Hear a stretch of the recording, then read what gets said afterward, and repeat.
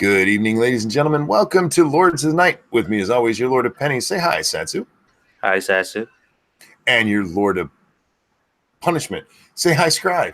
Hi, Scribe. I almost said Lord of Pain. I'm like, no, wait, that's me. I'm your Lord of Pain, the Ranting Monkey. I hope everyone is well this evening. Scribbles, how you doing? I was almost late because I didn't know you'd sent the link. Oh, sorry. Yeah, I was very late getting the link out today.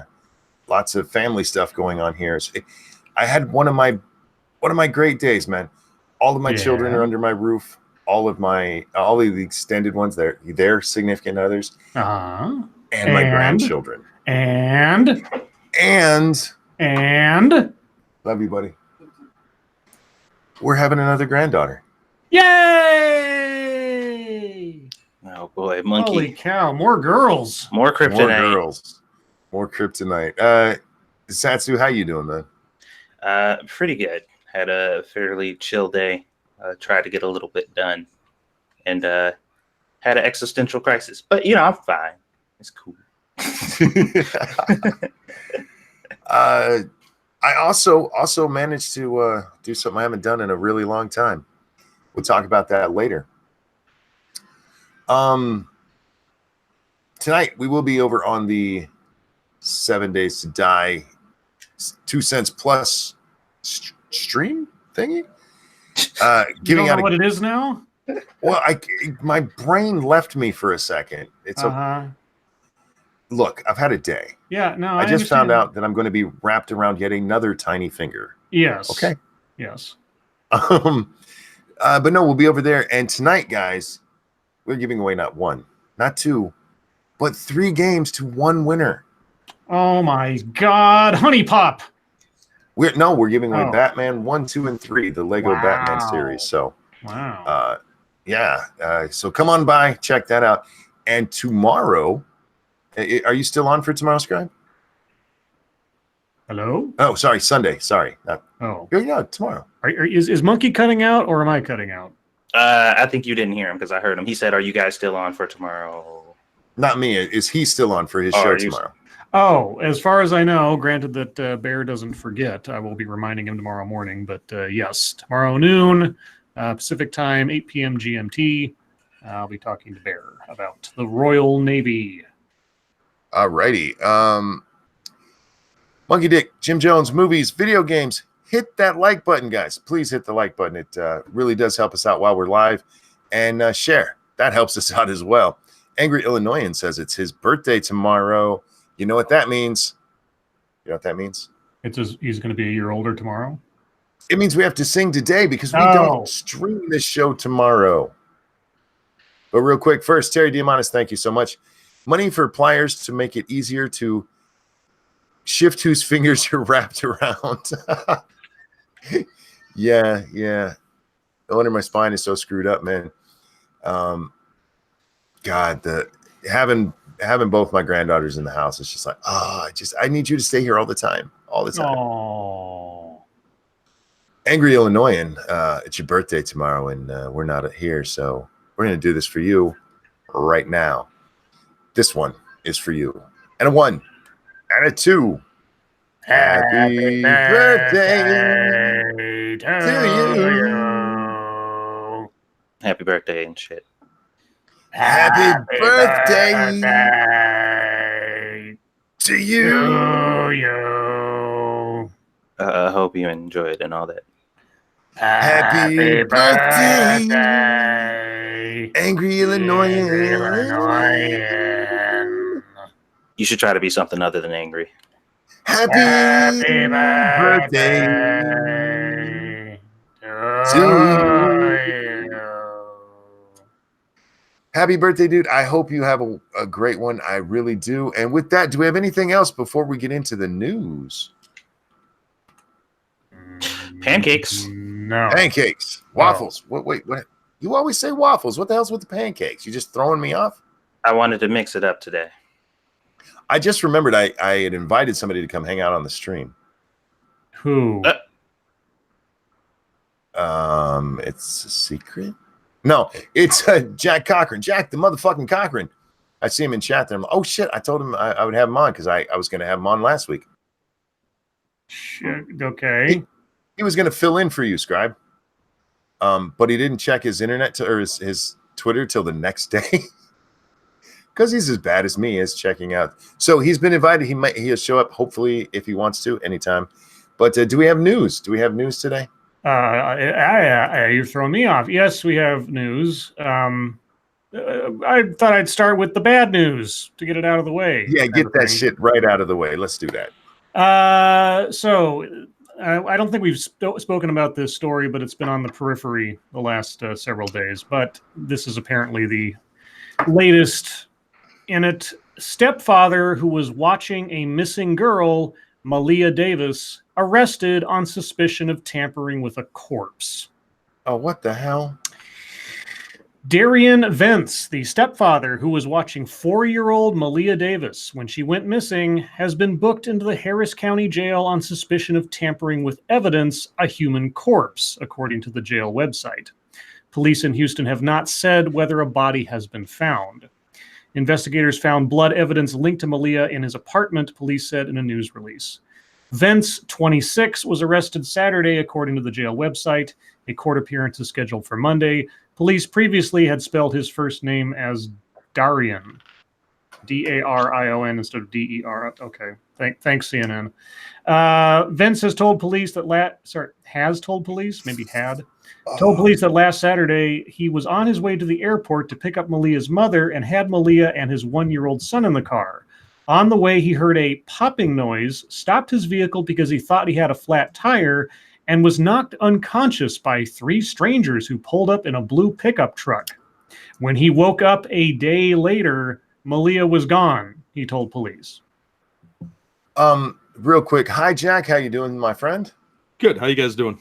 Hello. Wonderful. I got a couple of super chats before they get off the screen here. Chicago Mike, thank you so much. A good cigar, good beer, and Lords of the Night. Now here's money. Thank you so much. And Ms. Slim One says, hi, everyone. This awful birthday singing was still better than some of tonight's prelim fights. Oh, what fights are going on tonight? Is it internet blood sports, or are you at like a boxing match or something, or UFC?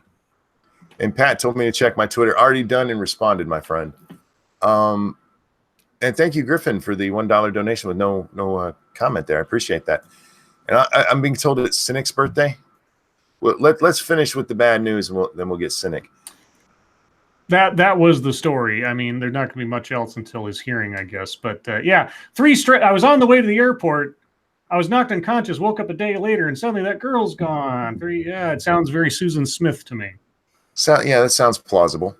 I'm wondering, since they charged him with tampering with a corpse, I'm wondering if somehow she died under his care, but maybe he didn't actually kill her, and then he made up a story to shove off his negligence. Could be. I don't It's know. possible. I guess we'll find out. But anyway. Okay, then you know what time it is. It's happy birthday time. Cynic, my friend, fellow 7-day to dyer, man. This one's for you. And a 1 and a 2. Happy birthday to you. You patch wearing Australian. Happy birthday to you. He's sending me food. Happy birthday, dear Cynic. Just kidding. That's cryptic. Happy birthday to you. Shit, did I sing to Cryptic or Cynic? You'll never know. Fuck, did I fuck that up, guys? Yes. Oh my god, hang on. Happy birthday. No, stop. Dear Cynic. I'm an asshole and I'm sorry. I'm pretty sure you said cynic. I just threw you off. I can't remember because I always fuck their name. I always fuck their names up. I think we're fine. Sean. Anyhow, and Jack, thanks for singing along. Most of our guests don't. They just sit there quiet. I have very little shame left. And that's why you're my friend. Okay, Scribbles, what else do we got for the news? Thank you, Terry Diamandis. Be sure to interrupt Scribe as much as possible while you have the chance. Oh God. Sorry, Scribe. I'll just check out for tonight. Bye, guys. Bye. I'll be over here. Bye. Okay. Well, now that my chair's gotten stuck on the rug. Okay. That's what you get for committing to the bit. Yes, the sacrifices I make. Well, aside from that very sad and serious news, I saw this on Twitter, I think either yesterday or this morning or something. I had never heard of this lady. I think I might have heard of her TV show, but apparently there's some internet drama. Uh-oh. Because Constance Wu, that's her name, Constance Wu, clarifies her tweets after her show's renewal. So she has a TV show, it was renewed, and then apparently, like, she tweeted something out that people took as a reaction to her show being renewed. That name sounds so familiar. Well, she's on that Fresh Off the Boat. Yeah. Constance Wu has an explanation for her Twitter outburst following the news that her show, Fresh Off the Boat, will be back for another season. Are they going to actually quote the tweet? Oh, yes. Well, the tweet was, "So upset right now that I'm literally crying, ugh." Oh. Now, her response was, quote, "I love Fresh Off the Boat. I was temporarily upset yesterday, not because I hate the show, but because its renewal meant I had to give up another project that I was really passionate about. So my dismayed social media replies were more about that other project and not about Fresh Off the Boat." So This is weak. So you were upset the show got renewed. I just Basically. Yeah, okay. She tweeted out a long explanation. She says, my words and ill timing were insensitive to those who are struggling, especially insensitive considering the fact that I used to be in that struggle too." Yeah, so people responded to this. I read kind of the thread on this because I didn't know what the hell was going on. They took that to mean that she's like, "Oh, I'm so upset that my show got renewed." It was like, "Oh, well, sorry for your success." Or like, "Gee, I wish I had a TV show," et cetera, et cetera. But that's what she just confirmed, is she was upset her show got renewed. Yeah, but that's not as bad as it sounds. Like, oh my God, I have to work. But it's like, yeah. I get what you're saying. I do, absolutely. But it's not as bad as it sounded at first. So, well, I don't know. Here's some giant paychecks. "Oh, but I totally wanted to go do this thing, but I guess I'm under contract still." Yeah, no, I see it. I do. I understand. Mm-hmm. Well, the other project probably paid her more than the TV show was going to. Probably, yeah. It was probably like Crazy Rich Asians 2 or something. Yeah. Anyway, that's the story as much as it was. It's just that I saw it all over the Twitterverse for about 20 minutes this morning, and I didn't know what the hell was going on. So I thought I'd bring it up because after dead children, what are you going to do? Cryptic, thank you so much. He says, "Put me on that show. I actually came off a boat." Like off the side, or? I was about to say, that sounds, you might want to choose your words more carefully next time, Cryptic. Why were they making you walk the plank, Cryptic? What'd you do? It's Cryptic. He probably meant it that way. Walking the plank, I think, is a sexual act of some That's kind. a euphemism. Yeah. That's hot. Speaking of euphemisms, not euphemisms. How about some American Nazis? Yay. Yeah, sure. Because I guess this happened. American Nazis protested a Holocaust remembrance event. A university's scholarship is part of the reason why. I have no idea what this is about, but it was on the headlines, so here we go. For the past 5 years, Joyce Griffiths and Congregation Came Biderick, I know I'm fucking up those names, I'm sorry, have held a Holocaust March for Remembrance in Russellville, Arkansas. It has always been solemn and peaceful. All right, no wait.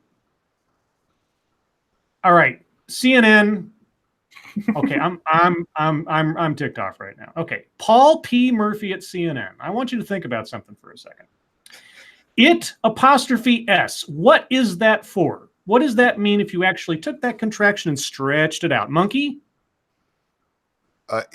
It's apostrophe S means it is. Yes, exactly. So when I'm reading, if I read this by stretching the contraction out that this guy did, he says,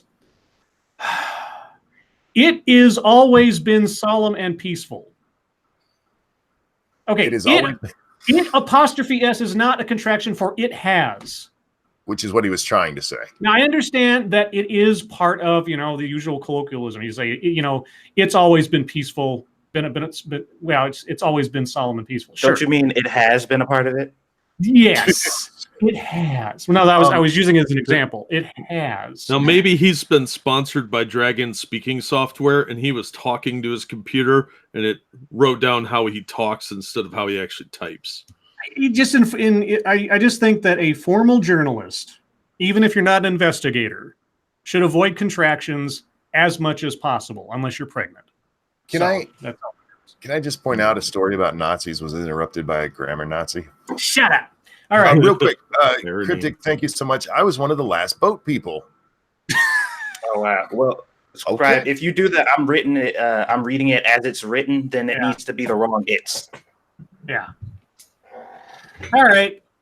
This year's march was supposed to be like all the others. Attendees would march down Main Street, listen to speeches, and offer prayers to commemorate and remember the 6 million Jews murdered by the Nazis during World War II.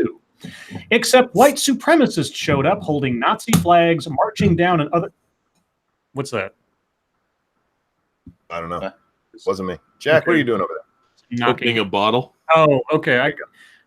Never mind. I thought it was something that was happening in my real world here. Okay. Except white supremacists showed up holding Nazi flags, marching down an otherwise deserted sidewalk, and signs that read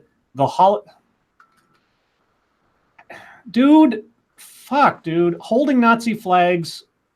Okay. Put the marching first, then talk about what they're holding, because you put the holding Nazi flags, then you put the marching, and then you said and signs that read. They weren't marching and signs that read. They were holding signs that read. Fuck! This is really irritating me today. Okay, obviously, quote, this is what was on the signs that read while walking on the sidewalk. Quote, the Holocaust didn't happen, but it should have, unquote, while screaming references to Holocaust victims as, quote, your imaginary 6 million. Oh. Oh. The white supremacists carried crosses. At least one was stained red alongside a picture of Jesus. About 10 to 15 protesters tried to disrupt the event. They were outnumbered by the roughly 50 people out attending the Holocaust Remembrance March. Okay. Griffiths, one of the organizers of the remembrance, said she had heard rumors that her event in remembrance of Holocaust victims would be protested by white supremacists. 2 days before the event, the rumor became reality. The police chief in Russellville, some 77 miles northwest of Little Rock, called telling her there would be protesters while she and others gathered to remember. Although Griffiths admits that it did not. Let me try that again. I can't read today. That's my bad. Although Griffiths admits that it did make her nervous, there was never any thought of canceling the event. Quote, if I were the only person there, I would be there, she told CNN. That is why the Holocaust happened in the first place. Good people saying nothing, unquote. She estimates about 50 people attended her event, along with roughly 10 to 15 protesters. You already told us. Repeating yourself. Many of whom wore face coverings, according to video from the event. So they were shouting. I'm trying to see if there was any fights that broke out. Doesn't look like it. Okay, so what's the scholarship? Oh, sorry. Real quick, before you get to that, Sir Wolfgang, thank you. He says, Heil spell check. God damn, I can't even say it right. Heil spell check. And thank you, Old Grouchy Gamer, who says, here's a $5 to interrupt Scribe. I did not read that before I interrupted you. I apologize. Thank you for the donation. I'm somehow not upset. Okay, so here's the scholarship part, I guess. Okay, I never supposed to. Okay. One of the speakers, English professor Sarah Stein, was called out by name. Quote, I have never had an experience like that, but I knew that I had to speak for my people and for all who white supremacists would wish to oppress or destroy altogether. I stood up to them for the same reason I'm standing against the scholarship at my university. Okay, the scholarship that Stein referred to was the focal point of Roper's call for others of a like mind to join him in marching. I'm guessing Roper was the white supremacist, shouting and sloganeering against the Holocaust Remembrance Group. Controversy over the new scholarship at Arkansas Tech University in Russellville, named for a now deceased professor, Michael Link, has grown into a groundswell of opposition from the Anti-Defamation League and Jewish leaders. Okay, are you going to tell us what it's about? Before we do, Citron says, "Hi, Scribe. Thank you so much for the donation." Okay, Link purportedly taught that Holocaust denial is a valid historical viewpoint. Okay, so there's a scholarship named after a guy that was a Holocaust doubter, denier. Okay. CNN has obtained a 2005 confidential letter sent to the university president at the time, Robert Brown, from James Moses, a history professor at the school. The letter accuses Link of assigning materials during a graduate seminar that said that the Holocaust never happened. Okay. So people want the scholarship taken away because of the guy who it's named after. Right. Okay. Let's see. The university refused to confirm that Link was disciplined following the matter, saying it doesn't confirm, deny, or comment on personal disciplinary matters. Right. Okay. So the scholarship bearing Link's name will be awarded annually to a senior history major who has financial need. I presume they don't have to believe the Holocaust didn't happen, though. Yeah, so the university isn't taking away the scholarship. All right. Okay. All right. Okay. Okay. You know what's funny? What's that? Most people would call these people, the people who went to protest, Nazis, but even they are still not Nazis. Right, they're still not Nazis. Yeah, because I'm like, they're like, oh, those guys are Nazis. Really? So Nazis denied the fact that they killed Jews? Like, is that what Nazis did? They denied that it ever happened. I don't think they did. Well, actually, they kind of did. Did they? That was the whole Wannsee conference, and them, the trying to cover up the fact that they were killing Jews. That was part of the whole thing. Well, they ain't denied to the Jews. Well, I'm not saying it's not that it didn't happen. It's that the Nazis actively tried to cover up the fact and reframe the situation as to not make it sound like it was mass murder extinction. So yeah. Gotcha. Thank you, P Dog, who says CNN wrote a story about 10 protesters. 10 to 15. That's Well, they massive, count that high? Yeah, and they had to tell us twice in the story that it was 10 to 15 because I guess we forgot the first paragraph too up. So, yeah. Anyway, I just saw American Nazis and I'm like, well, that's got to be funny because there aren't any. Or if they do call themselves that, they're stupid. So there you go. Stupid Nazis. Huh. What else we got? Jesus. I got a super chat. Oh. Thank you, Corey. They're going to have to call Anne Frank's sister. Stepsister. Stepsister. Anne Frank's stepsister is the great mediator. Get her in there to talk to him. One more college-related ridiculousness. The Harvard law professor representing Harvey Weinstein is being removed as a faculty dean. Why? Because he is practicing law from Harvard University. Anyway, a Harvard University law professor who faced criticism on campus for representing Harvey Weinstein and defending our entire purpose of our justice system in his sexual assault trial is being relieved of his position as faculty dean of an undergraduate house. Professor Ronald S. Sullivan Jr. and his wife, Harvard law lecturer Stephanie Robinson, will no longer be faculty deans of Winthrop House, one of 12 undergraduate residential houses at the Boston area university, after their term ends June 30th. The couple are the first Black faculty deans in Harvard's history. Uh-oh. Harvard College Dean Rakesh Khurana, in a letter explaining his decision not to renew the couple's deanships, wrote generally about a deteriorating climate in the 400-student house, but did not specify the underlying issue. Quote, over the last few weeks, students and staff have continued to communicate concerns about the climate in Winthrop House to the college.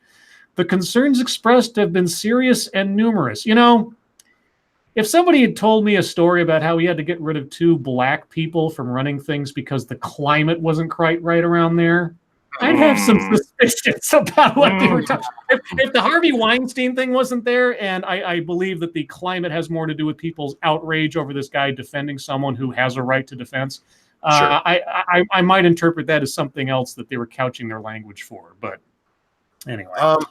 Real quick, Snubber, thank you so much. Satsu, when the war's starting to go south, they tried to cover their tracks, mass executions, burnings, and burying the bodies, as well as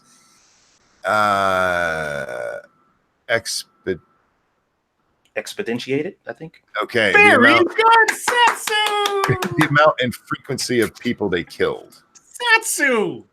Yes. Where have you been all my life?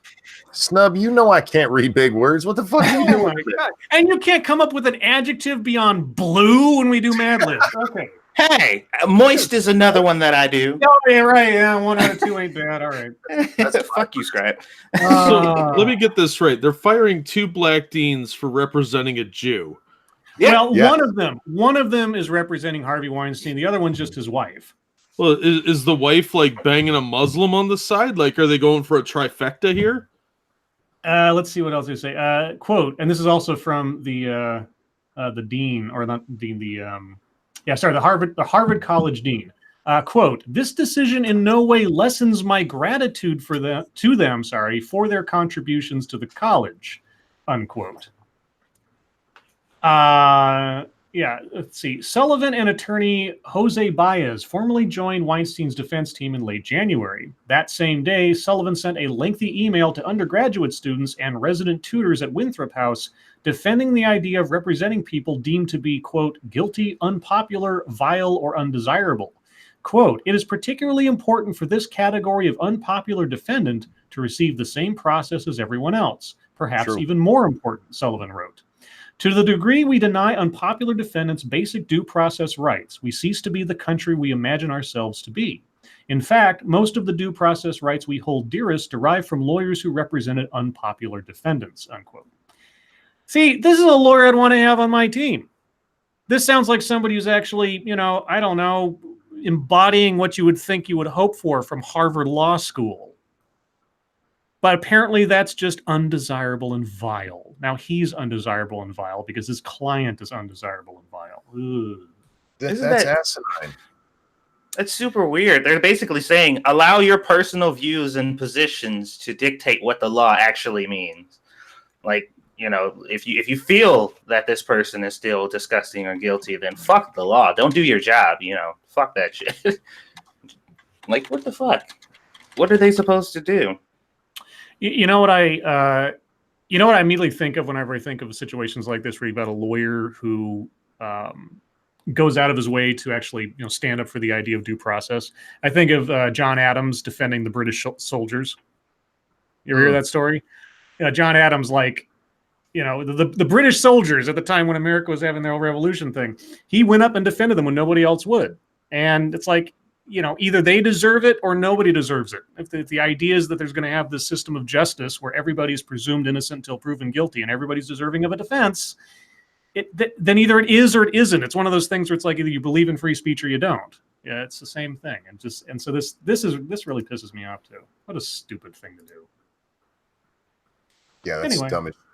I could go on, but that was all the stories I had.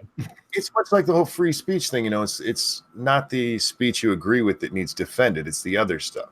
It's not the defendant you like that needs defended. It's the Harvey Weinstein, especially as much as he's been just drugged through the mud in the mass media.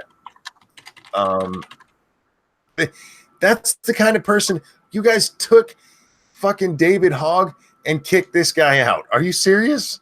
Right. Jesus Christ. All right, guys, that's going to bring us on to hashtag MSS News. If there's a story you'd like us to take a look at, hit us up at the hashtag MSS News over on the Twitter machine. We can't get to them all, but that's just because Jack interrupted Scribe earlier. Now do it again for money. Scribbles, what do we got? Let's see. Did that really happen? I guess that happened. Okay, this one comes from Frosted Glass. It's a story from The Guardian, but if this is true, this is hilarious. Louis Farrakhan denies anti-Semitism, then refers to satanic Jews. Yes, he did.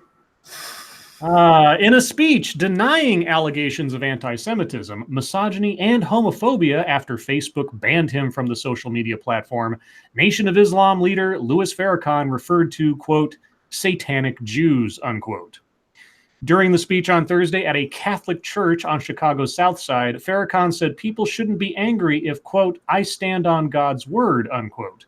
He also said that he knows, quote, the truth, unquote, and, quote, separates the good Jews from the satanic Jews, unquote. Facebook banned Farrakhan, conspiracy theorist Alex Jones, and conservative personality Milo Yiannopoulos, among others, saying they violated its ban on, quote, dangerous individuals, unquote. The Reverend Michael Flager subsequently invited Farrakhan to speak in Chicago. The Nation of Islam leader, who turns 86 this weekend, good Lord, said those who think he is a hater do not know him and have never spoken to him. Louis, we don't need to speak to you. You speak for yourself. A lot. Forever. Thank you, Nope, who says, Jack, interrupt Scribe. Too late. You got to pay Jack if you want him to do it. Yeah. Jack don't be a dick for free. Know what I'm saying? Jack's a whore. You have to give him money first. Well, I'm an asshole whore, so you're gonna have to give me a lot of money so I can be. Hey, just because I do some butt stuff doesn't make me weird, okay? It's very vanilla from what I hear from last. I was about to say that's too vanilla though. Dark Shade whispers, white tags. Thank you so much. Let's see. This one comes from Angry Illinoisian. YouTubers face backlash for Walmart prank firing employees. What? Oh, they didn't. Oh, seriously? A YouTube star with more than 1 million subscribers pretended to be a Walmart executive and walked around the store telling employees they were fired, all for a prank video. That's a good way to get sued. Yeah. Lauren Love, I've never heard of her, and her partner, Joel Ashley, never heard of him, have over 1.3 million subscribers on their joint channel, Joel and Lauren TV. They also have 3 other channels which have a combined following of over 500,000. See, 1.3 million for these assholes, and combined between the 4 of us here, we got like what? Maybe 20? 20. Sorry, Monkey's here, so 35. Yeah, about that. Okay. The couple is well known for posting prank videos, including, I said, of course. Including, quote, caught cheating prank on girlfriend, unquote, and, quote, surprising my boyfriend with fake Gucci prank, unquote. You know, I'd be even more mad about this for the grammar, but fuck it, whatever, their prank channels. In April, they uploaded a video to their channel titled, quote, CEO firing people prank in the hood gone wrong, unquote, in which Love goes to a local Walmart in Richmond, Texas. She pretends to be a Walmart executive, walking up to multiple store employees and pretending to fire them. The full video has been taken down, I'm sure it's archived somewhere, but a teaser clip remains live on Lauren and Joel's channel. Quote, I'm the CEO of this, Love says as she tells an employee that they are not in the correct area of the store. I'm going to have to take your badge and your jacket from you. You're fired. The employee does as she says, slowly putting down a box and taking off the vest. Quote, what our associates have experienced in this video is troubling and undeserved, a Walmart spokesperson told CBS News Friday. Quote, we take this incident seriously and have taken several actions in response, including reporting the video to YouTube, trespassing the woman in the video, and providing support to our associates. This behavior is unacceptable, and we will continue to stand by our associates. According to Click 2 Houston, whatever that is, one of the women Love pretended to fire broke down in tears in the original video. Quote, really, I was really so crushed. I felt so little. I felt so powerless, said Maria Leonis, who has apparently worked at Walmart for 6 years. At that very moment, I felt so little. That is a fucking horrible thing to do. You know, if I can imagine a multitude of horrible scenarios if one of these people hadn't hopefully been told eventually it was a prank. Mm-hmm. Especially given, you know, anyway. Love's latest Instagram has hundreds of comments, many of which are calling her out for the video. Quote, "Your actions were disgusting," one commenter wrote. "How is it you have this huge platform, yet you use it to humiliate people publicly?" Now, humiliate's one way to put it. Quote, "The Walmart prank was extremely insensitive," another commenter wrote. "You should apologize." Love and Ashley have not responded to CBS News' request for comment. See, this is one of those few instances where whenever we're having the conversation about privilege and people are like, privilege isn't real, I'm like, yes, the fuck it is. Because only a person who has too much money and time on their hands could do this to another human being and think it was funny. Yeah. Like, this is hilarious. I'm going to destroy this person's livelihood. Yeah. Can you imagine if, I know I'm being a little bit of an extremist here, but can you imagine if somebody did that to an employee and that was their only source of income or something, and they were strapped otherwise in their life, and they go home and hang themselves or something because they think they're out, like their life's over. So I could see somebody doing that, or do something even worse, like go hurt somebody over it. Yeah, come back with a gun. Yeah. Fucking crazy bitch. Well, real quick. Thank you, Frosted Glass. Surprisingly, they've been hired by Harvard. And when I was with Walmart, we knew damn well that the CEO wouldn't personally fire us. They don't work that way. The CEO fires the management, not the associates. Well, that was my thing. But it also depends on what level they are, how long they've worked there. I mean, there's a lot of management in Walmart. So I do know of a DM who fired somebody. So they're lucky this didn't go worse. We have another birthday. It's RJ's birthday. So it's time to sing again, y'all. I refuse. Well, you don't sing anyway. You just provide a backup accompaniment. Very necessary backup accompaniment. You know, somebody actually told me that that's their favorite part of our birthday songs is you. Oh, okay. Like, it's fucking hurtful. It was Scribe. It was one person. That's all it takes. That's all it takes, Satsu. One person to make everybody go insane. Don't be a bitch, Scribe. I'm just acting like everybody who's every company who's ever reacted to a petition. That's all I'm doing. Right. Well, that means it's time to sing this one for you, RJ, and a 1 and a 2. Happy birthday to you. Stop having birthdays.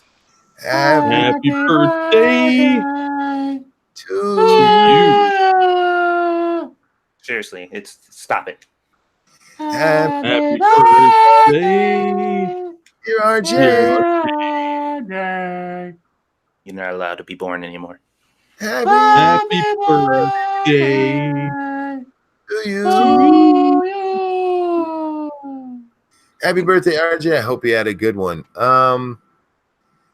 Was that it for that story? Yes. That's a fucked up story, man. That's fuck those people.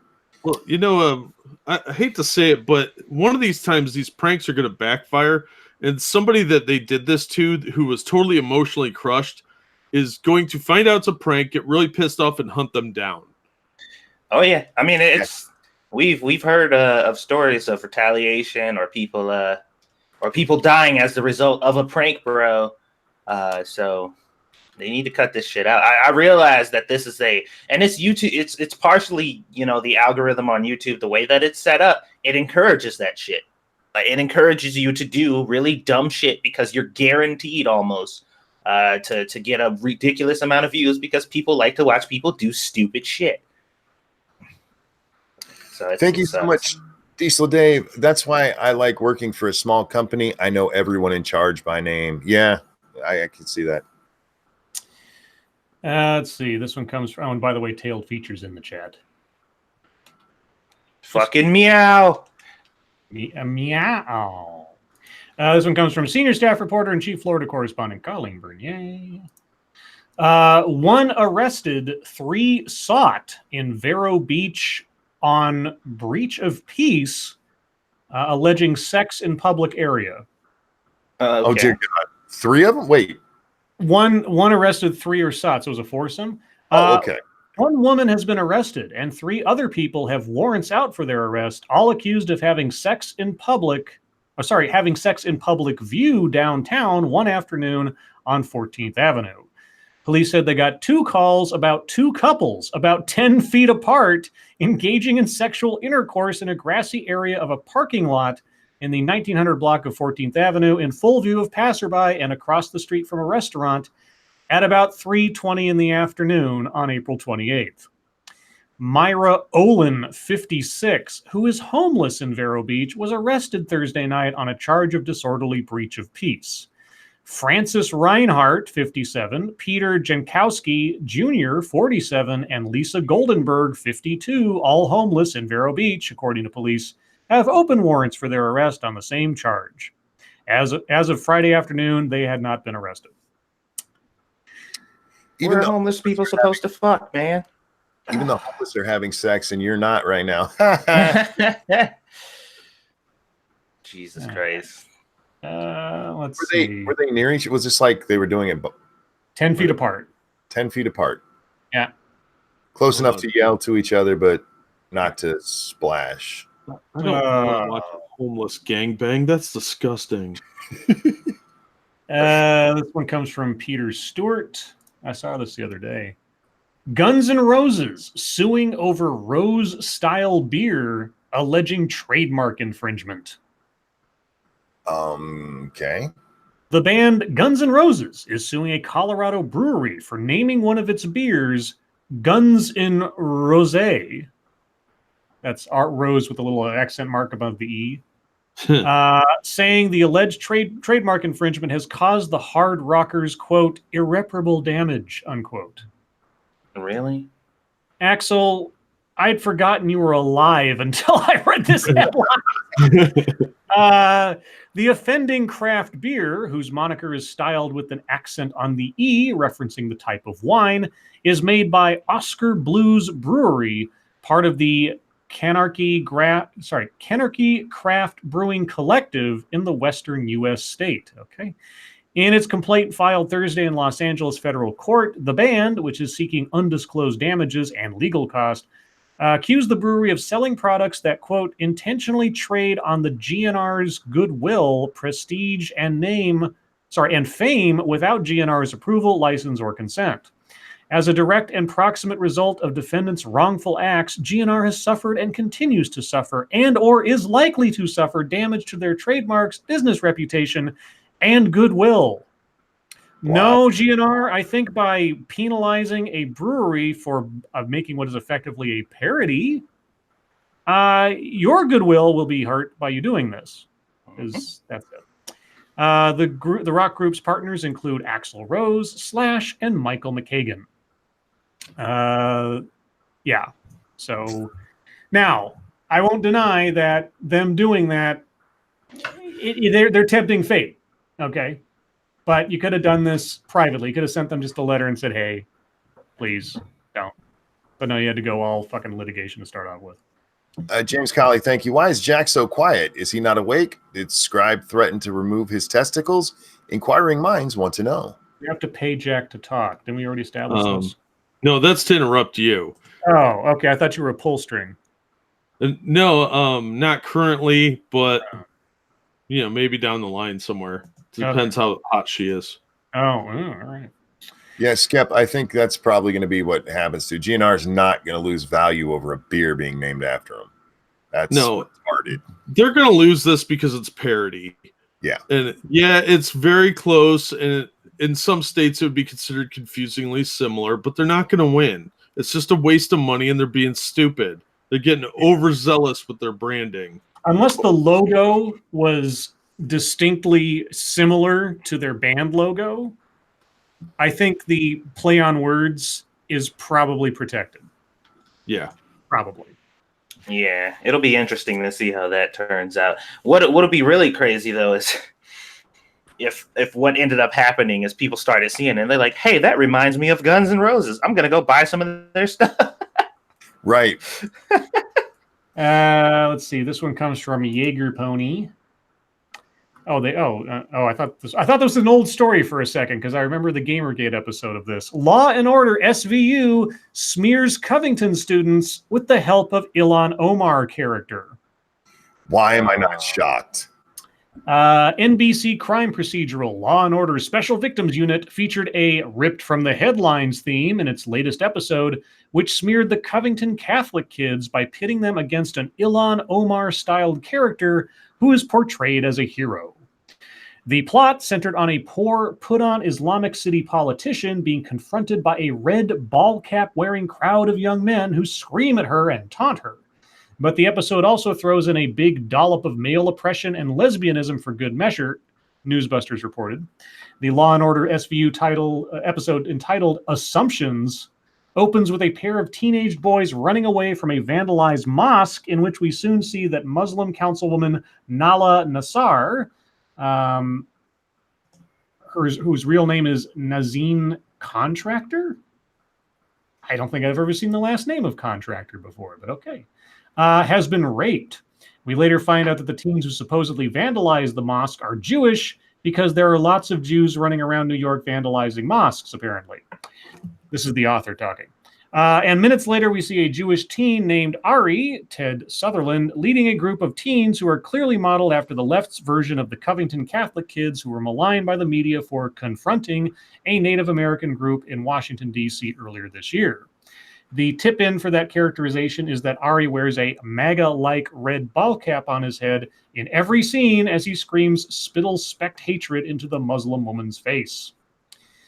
This goes on for a while talking about the entire episode, but you get the gist. Get the gist. Real quick, Sir Wolfgang, thank you so much. This sounds like something Axl Rose would do concerning the last story. Yeah, it does. He is very careful with the brand. One subnote to that story. Attorneys representing real-life Covington Catholic High School student Nicholas Sandman have filed a lawsuit aimed at NBC for $275 million over defamation. I'm sure this will help their case. Yeah. Oh yeah, absolutely. Because holy shit, it's been televised essentially. Holy fuck. Let's see. This one. So I saw Matt Christensen's video on this, even though I think we talked about it the other day.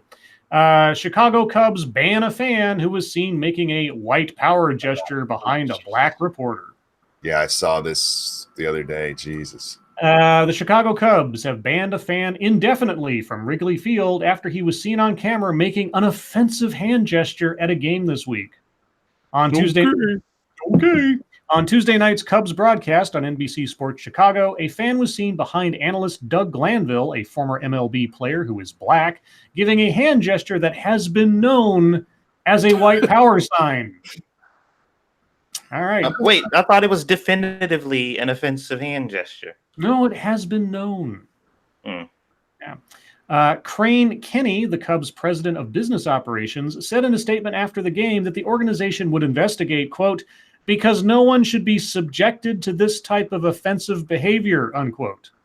Oh, my God. Quote, an individual seated behind Mr. Glanville used what appears to be an offensive hand gesture that is associated with racism, the statement said. Such ignorant and repulsive behavior is not tolerated at Wrigley Field. Hey, you want to talk about ignorance? Tell me where that whole idea came from, president of the Cubs, business operations. Was it a prank from 4chan by any chance, Mr. Ignorance? Yeah, and is like almost every celebrity in the history of fucking Hollywood seen doing that hand sign at some point through. Right. It's fucking everywhere. Quick. Thank you, Cryptic. The Cubs is a crap team. Sorry, Monkey. That's not true. And Terry Diamandis, thank you. I saw the hand sign. Looked okay to me. Oh. And quote, we further communicated that if he attempts to enter Wrigley Field or other ticketed areas, he may be subject to prosecution for criminal trespass to property. Oh, that's going to help their image. Baseball's not dying enough. They got to go do this kind of shit. You know how many normal people this is going to piss off? And we'll see what happens at the next game where they have a wave and everybody holds up an OK sign. See what they do with that. Oh, yeah. All of y'all are banned forever. They should all get trolled for this. This is nonsense. Oh, and Matt Christensen pointed out that from where the guy was sitting, he was probably paying $200 a game for that seat because it's right above the clubhouse and everything. Thank you, Diesel Dave. Dude doesn't even know what 4chan is. Well, Probably not. we've seen the news reporters talk about 4chan like it's a person. Yeah. That shit's retarded. And thank you, Darkshade. I've got a okay, and I'm not afraid to use it. This shit has gone on long enough.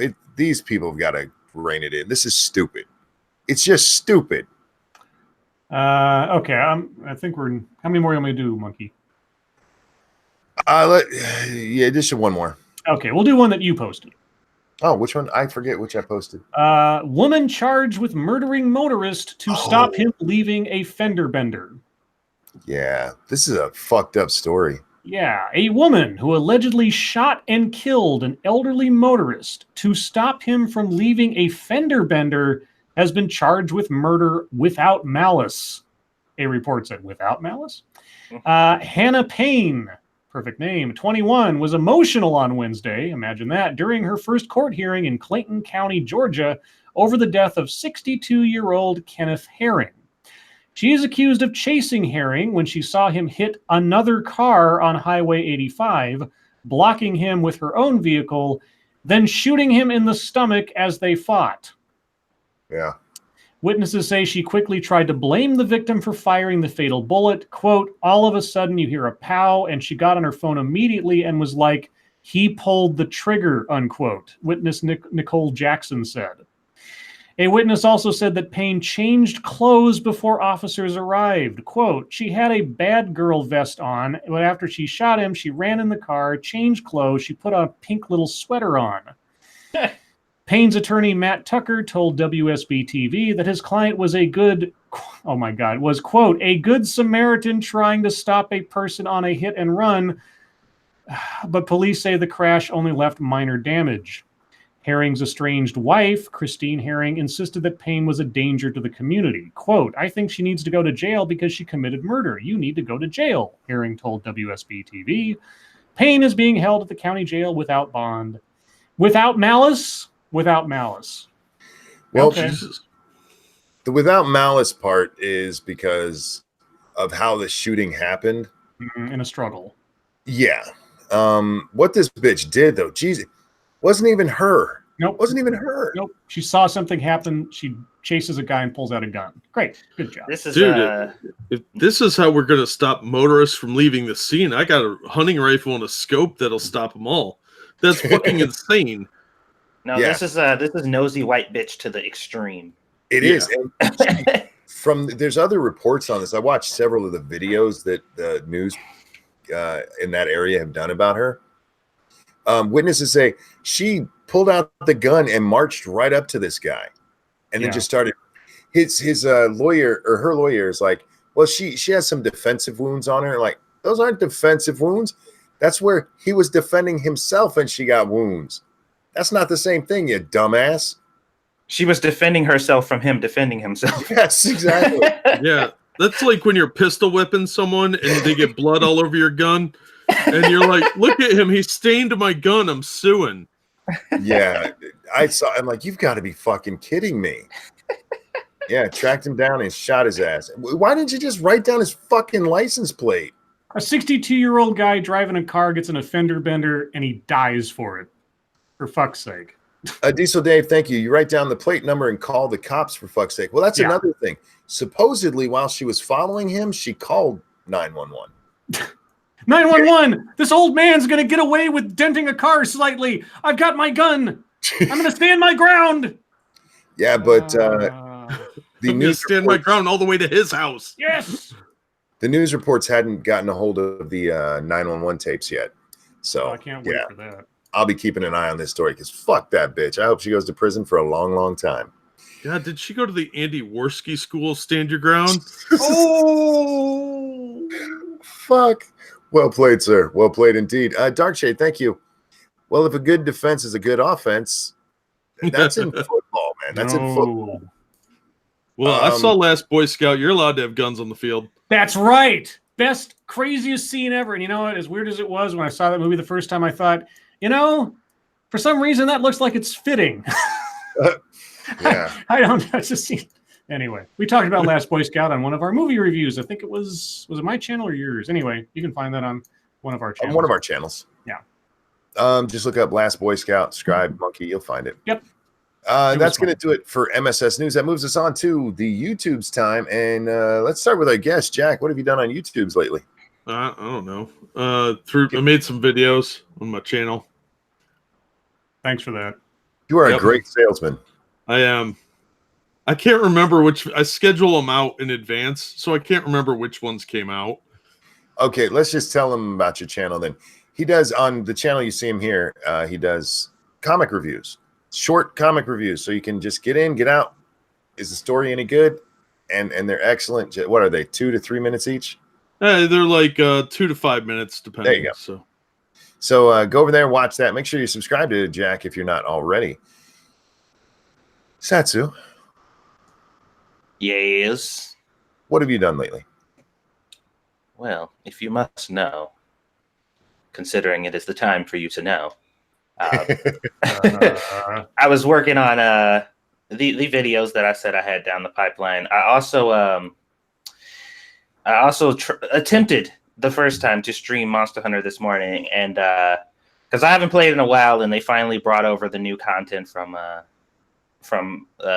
console over the PC, so you can do the Witcher 3 collaboration event on on the PC, and my luck kicked in, and Monkey has seen this firsthand. Like, nobody can say that this isn't real because it happened.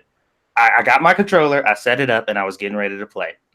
Everything was working. I clicked start stream, and my controller immediately disconnected. And as Monkey knows, whenever my controller disconnects when I'm playing Monster Hunter, I have to literally reset Steam. So I was just like, oh, okay, well, I clicked start stream and my controller disconnected. So now I'm sitting here with dead air. Everybody's waiting for the stream to start. It's not working. So I'm like, and jokingly, I'm just like, okay, well, apparently this game, my computer doesn't want me to stream this game because it turned it off. Now that's ridiculous, because it's like, that's ridiculous. That's not what happened, Satsu. You're just being ridiculous. So I stopped the stream. And the second I clicked in stream, my controller turned back on. Womp womp. So I'm just like, no, it's not ridiculous. It is real. And I'm not fucking crazy.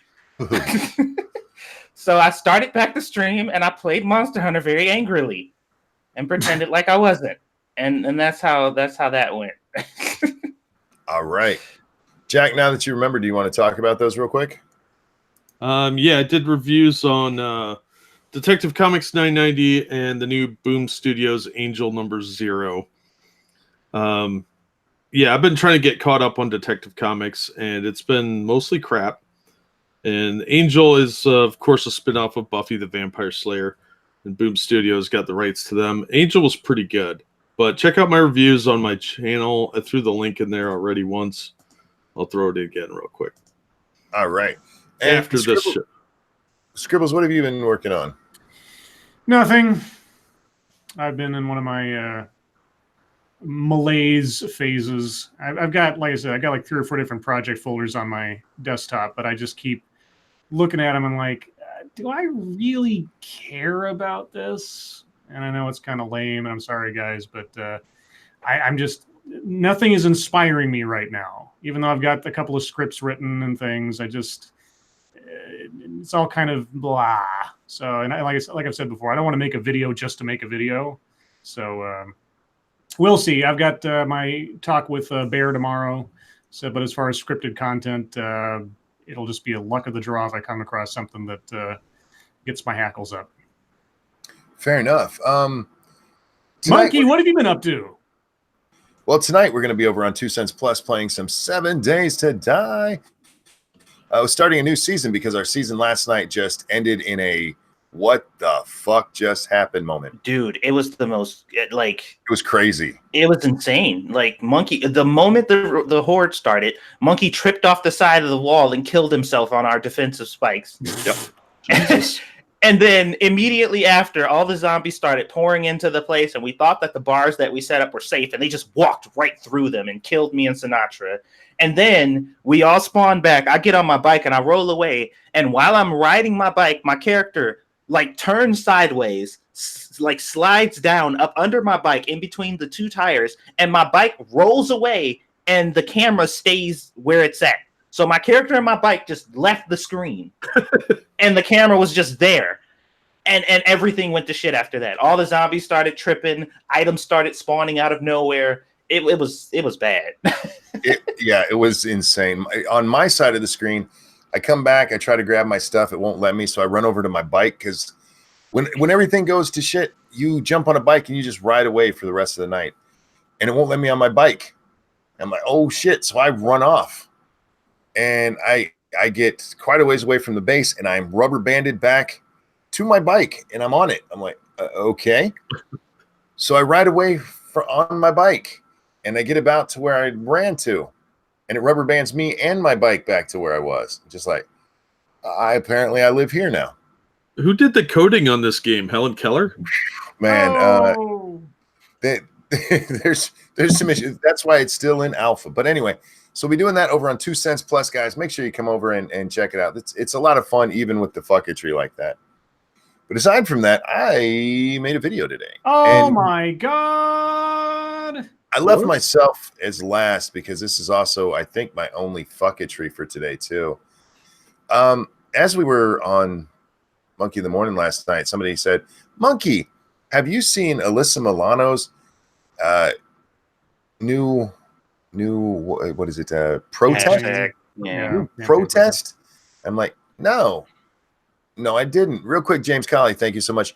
Sounds like Scribe is going the same block Monkey is. I still say blame Sinatra for last night's shenanigans. This has been going on for a little while. We had the same kind of shenanigans on the last Horde night, so it wasn't quite as bad, but we still had them. Oh, I thought. Sorry, I misunderstood. Oh, no. He's blaming Sinatra for my video. Like, what? No. No. Well, Sinatra was with us last night. Yes. Yeah, when all that shit went down. Yeah. Okay. But anyway, so we go over to look, and it's like, what did Alyssa Milano do? And she has a new way to fight back against the new abortion laws in Georgia and Alabama. Specifically for her, it's Georgia. She's got a hard on for Georgia, y'all. Does she live there? I was wondering if that. She lives in California. Okay. She almost lost her house in the wildfires. All right. She's the one that her house almost burned down, so she went to Disneyland. Right. Yeah. What? Yeah, I'm not making that up. So she has this new hashtag the sex strike. That's what it is. Hashtag sex strike. And here's what it is, guys. In order to get abortion rights back, she thinks women should stop having sex with men until they get that right back. She's all in favor of the abstinence that pro-lifers have been saying, hey, you'd never need to have an abortion if you just abstain from having sex. Mm-hmm. Dude, the moment I saw that, I was just like, wait a minute.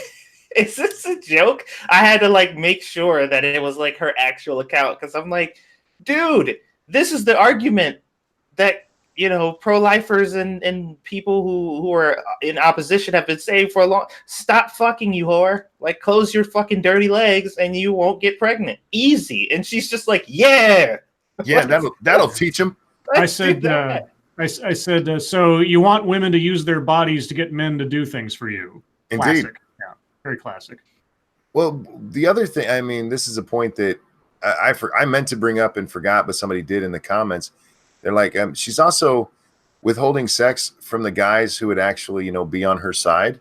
Right, because you're obviously women are sleeping with men who disagree with them on abortion rights usually.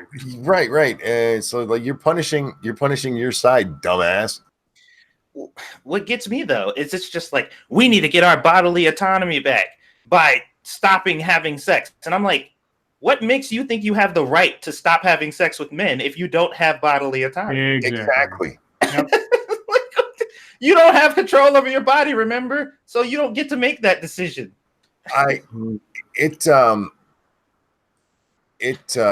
Man, it blew my fucking mind to the point I'm like, I've got to say something. I got to make a video on this. And so my God. I threw out a video on that. And make sure you go watch it, guys. It's on the channel. You can find it right here on Ranting Monkey. I just asked her a question on Twitter to see if butt stuff was off the table too. Do you do butt stuff on tables? Well, if she says so, yeah. Oh, okay. I'll do her wherever she says. You know, the only time I'd ever heard of, or at least I guess maybe more stereotypically, withholding sex is like not having sex with your football player boyfriend before the big game. So they like have that energy and, you know, have that sort of incentive to win or whatever. But when I saw that, I was like, there's so many things about this plan that don't make any sense. And then I looked at the thread and I was like, yeah, everybody else has already said them. Yeah, another post that I put up is, I know several whores who will not be for this plan, and ironically enough, all of your husbands are going to get to know them too. Oh my God, Jesus Christ! One of the things that I mentioned in that is there's a woman who put up a post, where she said sperm has DNA. DNA is when life begins. Every sperm is a potential human being. So no more masturbating, gentlemen, unless you want to be convicted of a felony. Yeah. I'm going to commit mass murder. I'm going to go jerk off. Well, I've been arguing with this idiot throughout the show who's like, well, why shouldn't that count? Because it's not a life. Yeah. And his last one to me is, a sperm is life unto itself, though.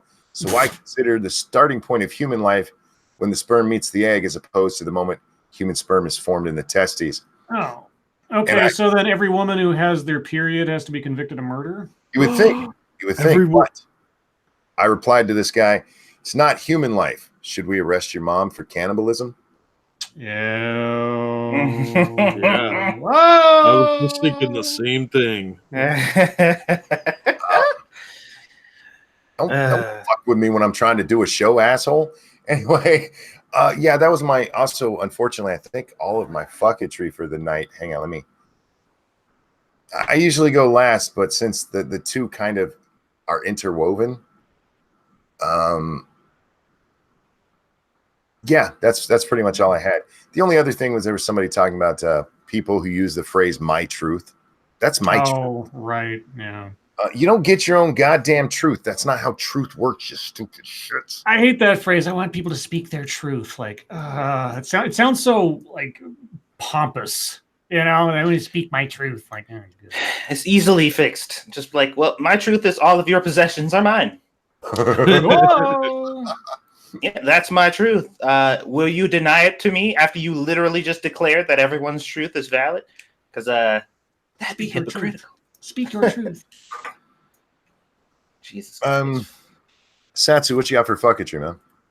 That was a big part of my fucketry today. I also saw somebody had, I think it was Brother Bear, I believe, had posted, asked me a question about something that I put up before. It was the post that I put up. It says, the way I see it, the extreme right are out of the closet assholes with shitty and often overtly racist and sexist views, and the extreme left are still in the closet assholes masquerading as compassionate people with extremely covert racist and sexist views. And his question was, is this horseshoe theory? What makes you think that about the extreme left? Whatever do you mean by this? And I said, basic observation. And he said, that's not an answer. I mean, I don't really, like, there's no way for me to explain or express exactly what my meaning is behind there. But if you just look at the behavior of the extreme left and the behavior of the extreme right, I think the descriptions fit pretty well. There's a lot of racist and sexist shit that all the self-righteous people masquerading as good people do daily, but they call it not racist and sexist because it's righteous. It's righteous sexism and racism. Righteous racism. Yeah, that was one of the things, and I was thinking about this today, and just jumping back to my, lull in video making. a lot of the videos I come across are, on subjects that I've already talked about in the past, but a lot of them are coming from people who I listen to what they're saying, and I can tell that they're not. We've talked about this before. It's sort of like the Doctor Doom theory. You don't think you're the bad guy, and a lot of the people that I see espousing like these diversity programs and inclusion and all this other stuff. I don't like, not all of them. Some of them sound a little weird like Tyra Banks, but other ones sound like they're genuinely wanting to help people. And I don't have any doubt that they do. And so it's really hard to criticize somebody who is promoting something that they think, and by all sort of surface appearances, is a positive thing. Like, this is a demographic of our community who are underserved. And here's the statistics to say so. And so I want to do this, this, and this because of what they look like, and everything else because I'm going to assume that because they look like this, they fall into that category.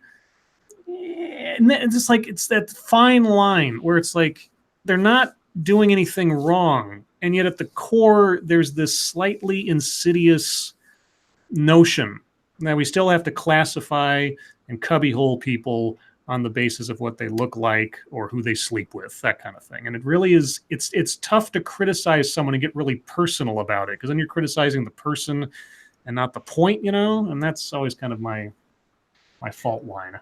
Well, one of the things that I noticed, and I wonder if you guys share this experience, especially after making that statement and just like reflecting on it for a little bit, like after I had made it or whatever.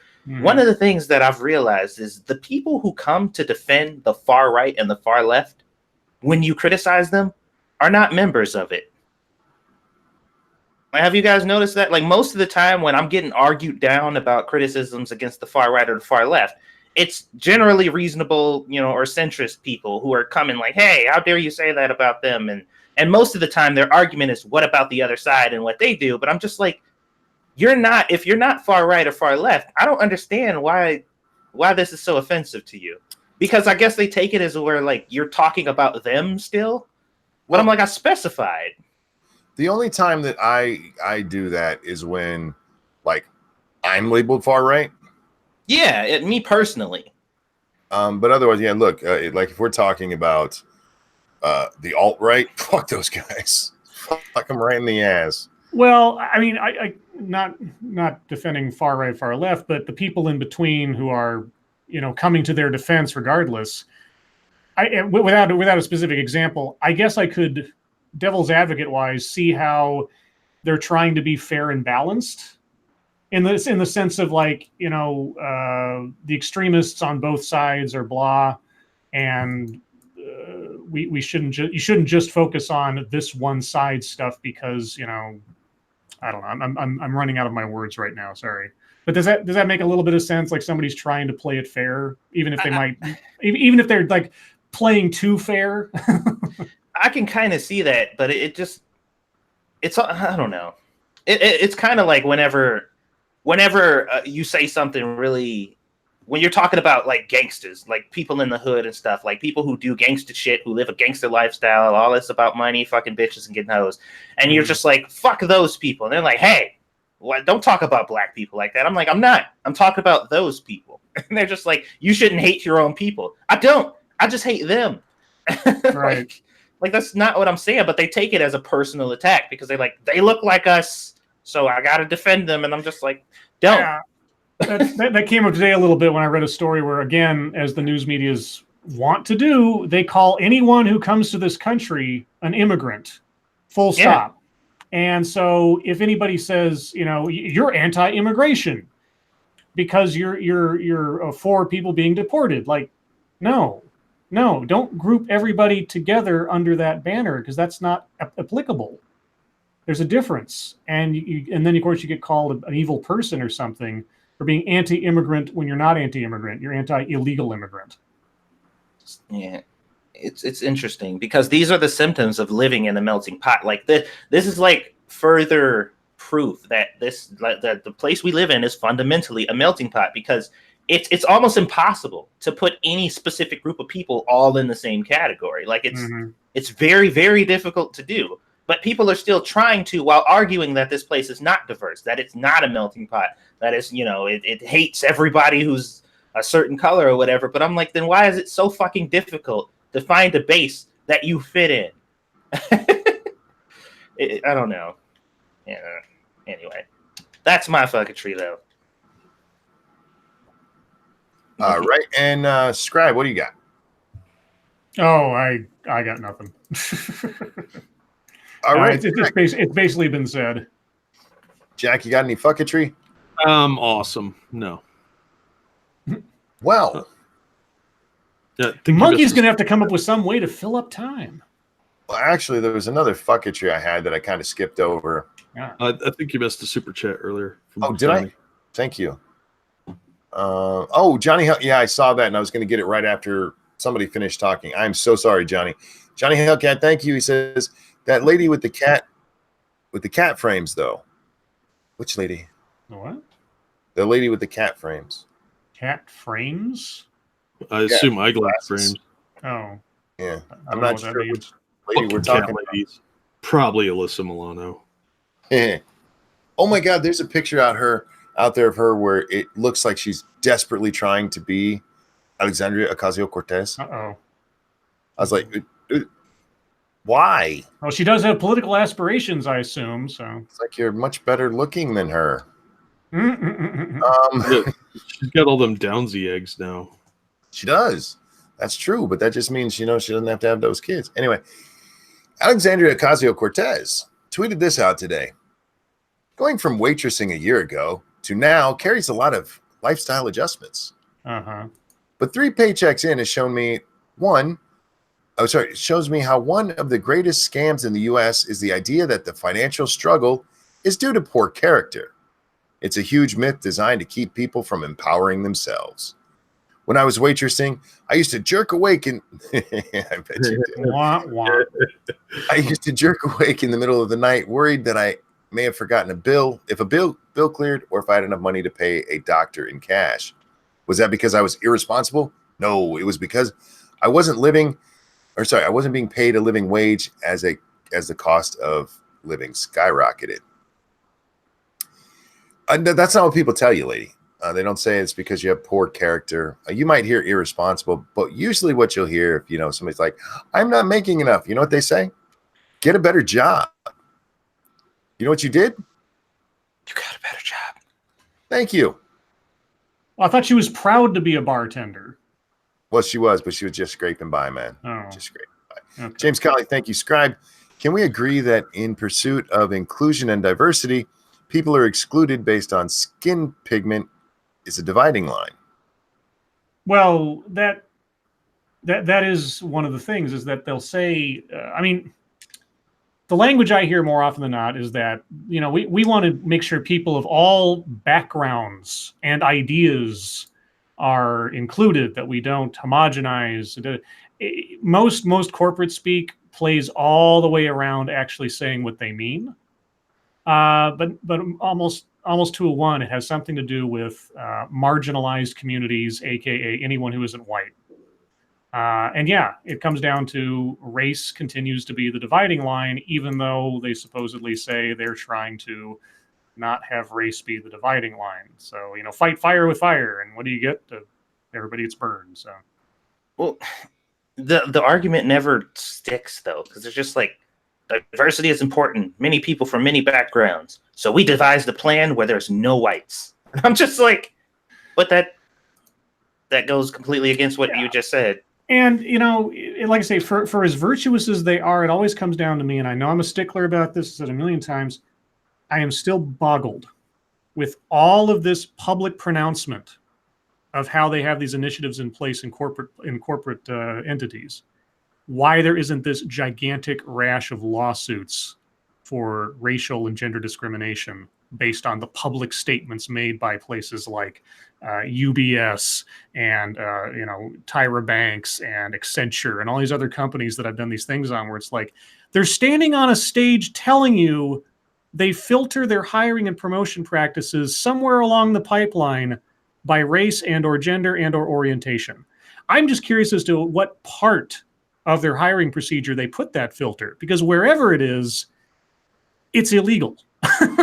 and yet. Yeah, that fascinates me. Tangent. Sorry. No, you're fine. Because you're not wrong. Gotta love that. What was you called it, Satsu? Moral racism? No. I forgot the word. I don't know. But yeah, it's moral racism. Yay! Fucking morons. Yeah, that won't push people further into the arms of the alt-right or anything. No. Oh, was it virtuous racism? Virtuous racism. Virtuous racism. Yeah. That's what we need in the world. Virtuous racism. The soft bigotry of low expectations, etc. Oh yeah. That's all good stuff. God damn it. But yeah, just back to Ms. Cortez for a little bit. Look, I understand that not everybody can go out and become a congresswoman, but that doesn't mean you can't try to get a better job or do better at your job so you can get a promotion there. Or yeah, sometimes even get a second job if you have to. I know. Oh my God. That 30-hour work week should pay all your bills, and you shouldn't have to pick up another 20 hours to do it. Monkey, I shouldn't have to try harder. The world should just give me everything I want, because the world is designed for everybody to be a winner. Welcome to socialism. Yep. Chicago Mike, thank you. AOC, most bartenders make a good living wage after tips. You weren't getting good tips, and that's a reflection on your bartending skills. Well, she goes on in there to talk about how she used to get paid in weekly tips, and that just wasn't steady enough. She couldn't depend on it. Which okay, maybe. James Colley, thank you. Sadly, no one really reads the EEOC stuff. Well, they do. I don't know how these people are allowed to make exceptions. I really don't. Tyra Banks apparently doesn't. If you watch that video I did, she gets to the point where she says, as long as it's legal, whatever that means. And I'm like, whatever that, you're a CEO of a couple of companies and you don't have at least a basic handle on the employment laws that you supposedly operate under. Oh wait, apparently it doesn't matter. Those are your colonialist rules. They don't matter because they're biased, and they were obviously instilled by the white heteropatriarchy. So we should just ignore those as needed. Yeah, that's what I heard. They were obviously created with keeping us disenfranchised, so we can't really rely on them. Yeah, except they're all derived from the 1964 Civil Rights Act. That was hate fact. Hate fact. I hate to tell you this, but Martin Luther King was kind of a fan of the legislation that put that in place. You take your whitey linear timelines and your so-called sciences, and you just keep them over there, mister. Well, everybody knows that Martin Luther King sold us out. He's not a real activist for Black people. He just fucked us over. I'm sorry, and I hate to go on another tangent, but I can't help myself. And we have plenty of time. One of the things that I've heard many, many times from people who like to create offense out of the present day and such is to say something to the effect of, for hundreds of years, racism was legal and everything else. It was only, the Civil Rights Act only happened 50 years ago or whatever else. And, we have to keep working on finding ways to correct this. And I just say, when we make a law that does something like the 1964 Civil Rights Act, that is an admission that we were wrong. That is a societal admission. We got it wrong, and we're trying to correct it. And after that, what can you say other than we'll try to do better as we go forward? I hate people that dismiss laws that only happened, quote unquote, recently, as though somehow they don't matter. That because slavery or intolerance or everything else was codified and legalized for hundreds of years previously, that just because it's only been not a law anymore for 50 years, suddenly it's like, oh, that doesn't matter. No, that very much matters. Okay, when we make a law, it is our collective societal acknowledgement that something needs to be corrected, that we've been acting or behaving or tolerating things in a way that previously weren't the right way to do it. Now, sometimes we get the laws wrong. We have to change them later on. True, but that's because we're an evolving society, And so when I see things like this, the EEOC, Civil Rights Act, Title IX, or like they keep calling up the Jim Crow laws, and so they're like, look, those aren't in act anymore because we understood as a society it was fucked up, and we got better. real quick, and Jack, I'm sorry to interrupt you too, but Diesel Dave, thank you so much. LOL, I work 70+ hours a week. Well, Diesel Dave, you should only be working 3 hours a week and getting a fat check. Dave, run for Congress. Just do it. I'm sorry, what were you saying there, Jack? No, these laws that you're talking about, Scribe, they're not fixing the problem. It's the system itself is evil. So we have to scrap the entire thing and start over with a different system, say socialism or something. Right. Yeah. Because the laws are never going to be good enough. No matter what we do to try and correct the mistakes of the past, it still happened. Therefore, the system is inherently evil. Well, so sorry. Oh, no, go ahead. I was going to say, I'm fine with the idea that we have a sort of underlying notion the laws aren't good enough. I don't like no system's perfect and nothing should stay stagnant. In that sense, I agree. But to say that the ones that we've done somehow don't actually acknowledge the problem, that we're all sort of like just living in a fantasy world where it's like, yeah, slavery was kind of cool, and really that 1964 thing, that's really we're just throwing them a bone. We're trying to keep them quiet. We're trying to keep them happy so they don't complain so much. Fuck you. And I'm not talking to you. I'm talking to them, the people, the giant ants off in the desert. Well, no, some of these people are like offense archaeologists. They have to. I made up that term. God, that's copyrighted. I'm calling Guns N' Roses lawyers right now. Oh, go for it. I didn't hear you say it, so I don't really care. So as far as I'm concerned, I just invented it because linear time does not exist. Fuck, nope. You're right. See, I'm speaking my truth. Oh, no, I have no defense. Shit. Don't deny his truth, Scribe. Yeah, I don't know. These people piss me off. No matter what you do, you can't make them happy. So why even try? If they're just going to be pissed off all the time, just get them pissed off enough to have an aneurysm, and then the problem will be solved. Yep. Well, they don't want to be. A lot of them don't want to be happy. They just want to be worshipped. And they want to be prostrated too. They want to be recognized as a figure of power because they feel like that they haven't been. So they want the feeling that they think all white people walk around with. You know what I mean? Like all white people walk around with this sense of superiority and power, and they've run the whole world and they live carefree. And they're like, we want that. Fuck making us happy. Fuck, making laws and shit. Like, no, bow down on your knees and give me everything you own. That'll make me happy. They all want to be Napoleon from Animal Farm. The laws don't apply to them, but everybody else around them. That's why they can break all their own rules. It's sickening that we get so much of this. It's getting worse. They're not going to be happy. They're just miserable people that want to stay miserable, and they want to make you miserable. And I'm going to keep saying miserable until we get Tonka in the chat. All right, with that, guys, I think we're going to move on to the chat time. Chat, questions, comments, concerns, throw them in the chat there now. We'll do our best to answer them all. Don't forget, we have a guest here. You can ask him questions too. I'm not going to guarantee he's going to answer, but you can try. He'll speak his truth. That's right. Moonbase. That's hey! mine too. I'm stealing that too. God damn it. Don't steal my Moonbase. Ooh, now I need a board game called Moonbase, and the two little kids playing the game, and one goes, "You stole my Moonbase." Battleship? Yeah, there you go. Does that mean there'll be a moon shanty? Oh yeah, you start out with a moon shack.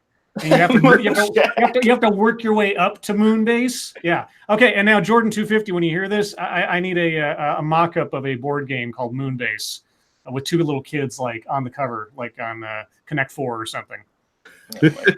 Thank you, James Colley. I'm not white, but I feel superior due to my above average manhood. LOL. Nice. Yeah. Unlike Pro Jared. Oh, by the way, did you see that James Charles lost 1.5 million subscribers in 24 hours? Damn, dude. That is somebody's career he just lost. And I watched Keemstar's video covering all of it because I didn't know the details behind it. Yeah, there's a lot to it. Yeah, there is a story behind it, and it is kind of creepy. if what's her name was saying is true, but still 1.5 million in a day. That's cray. That's less than he deserves to have lost if what she was saying was true about him. Right. Basically blackmailing straight men into sex. That's just fuck that guy. Mm-hmm. No, don't fuck that guy. I think that was the issue, Monkey. Toasted asked if I would believe if he said he dated Brie Larson. No. I date her to about 33. There you go. Carbon dating.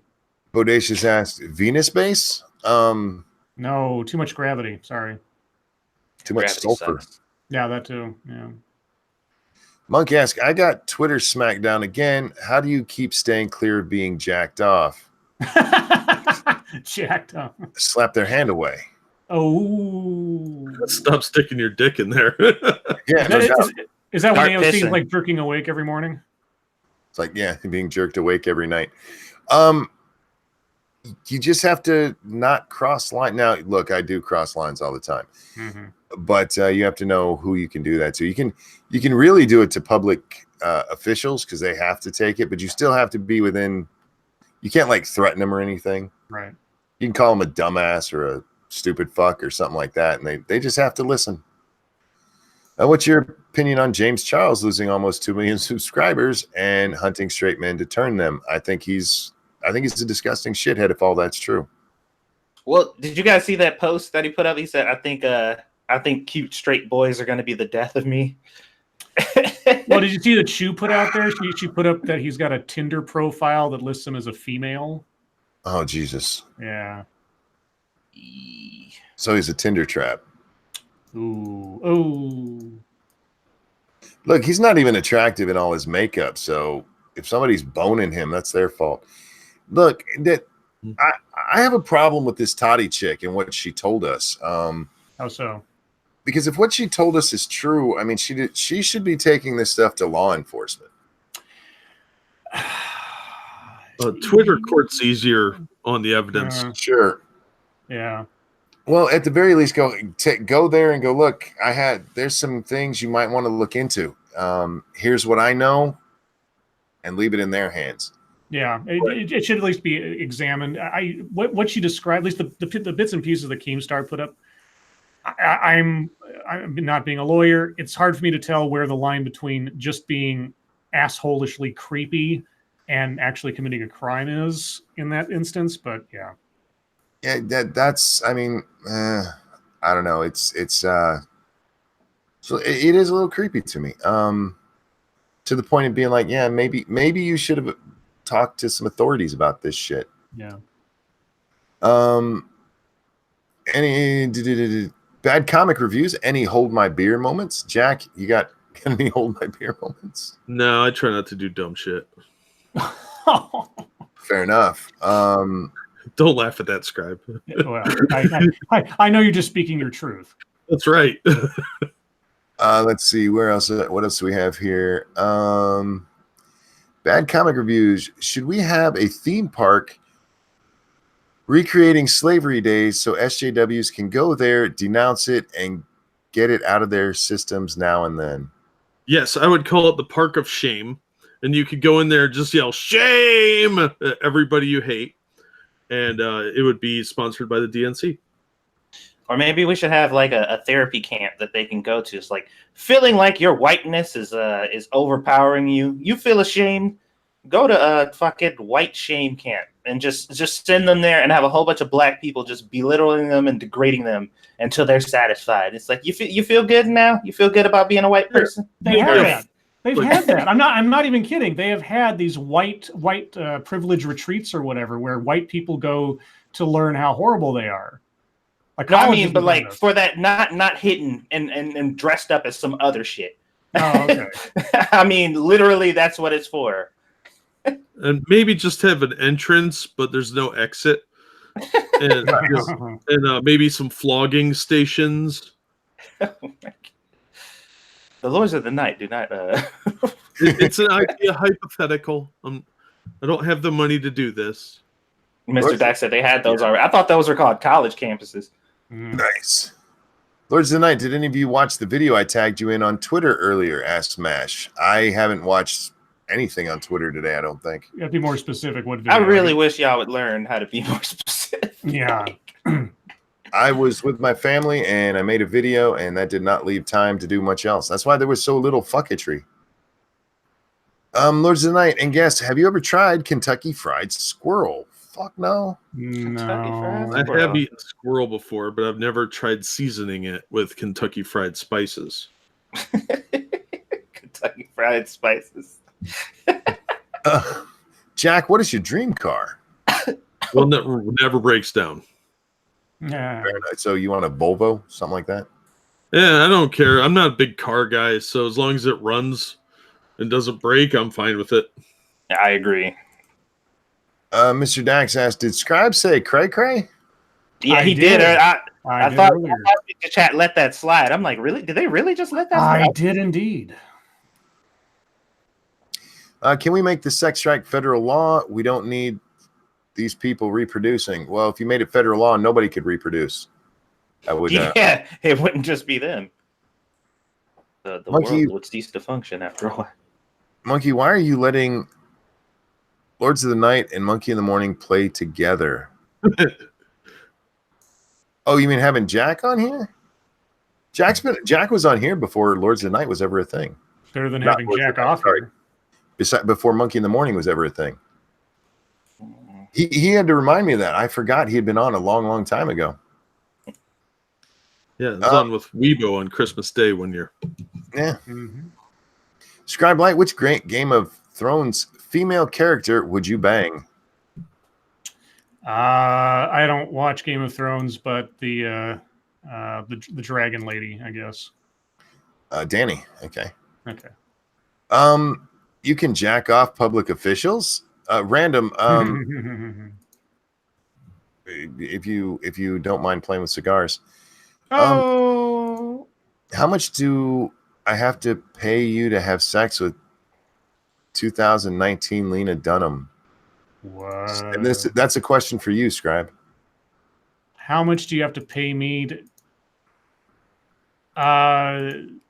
There is no amount of money that would cause me to want to have anything to do with that woman sexually or otherwise. So. There is an amount of money for me. I'm just not going to say what it is. Yeah, no, I'll just say flat out. There's I have standards that cannot be broken in some instances. I do not. If the price is high enough. There you go. Yeah. I have a weight limit. No.